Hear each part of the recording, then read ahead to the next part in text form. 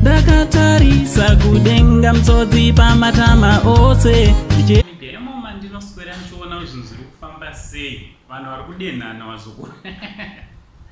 Pane kudenhana kwandauya nako kwandiroda kuti munge muri munozvinzwira nekuzvionera. Handiti so chiteerera kana unga usati wasubscribe this channel, I kindly ask you kuti muzukuru chidi chisubscribe, woisa notification bell rako kuti pega patinoupload a video you will be notified. Handiti inzai vazukuru ka handichanyatsonzwisisa kuti maprophets apingwa neichezvo. Takazoonawo Prophet T Freddy. Handiti T Freddy akabva auya akabva ataura mashoko aakataura, akati mukaona maartist akuwanza micheno nekungoposta pamasocial media, hanzi chipo chinenge chapera zura.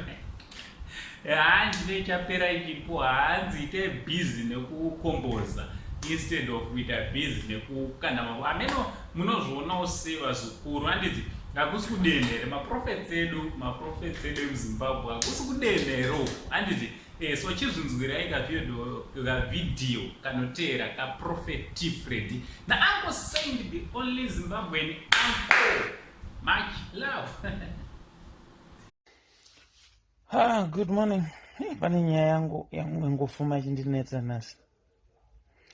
Ndinoona kuti sign hombe ndinyazokuratidza kuti musician uyu akupera.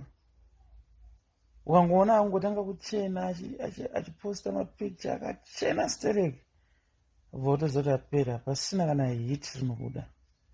Ndingoti kuvaimbi ingozivai kuti chakaita kuti vanhu vakudei imusic yenyu, vanga vasina kana basa nokuti mamakapfekei, kuti maichena kusvika palevel ripi.